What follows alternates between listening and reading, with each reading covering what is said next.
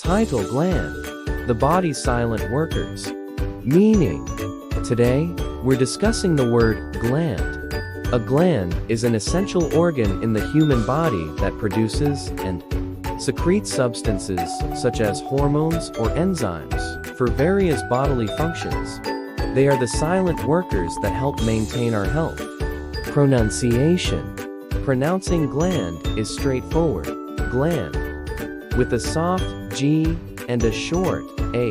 Use in a sentence. For example, the thyroid gland regulates metabolism, playing a vital role in the body's energy balance. Importance. Glands are crucial for maintaining homeostasis, regulating bodily functions, and ensuring overall well-being.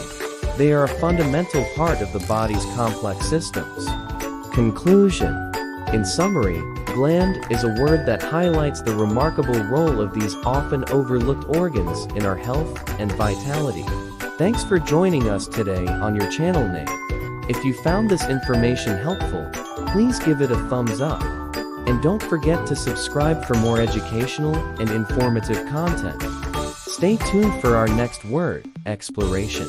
Until then, remember the unsung heroes, our glands, silently working to keep us healthy.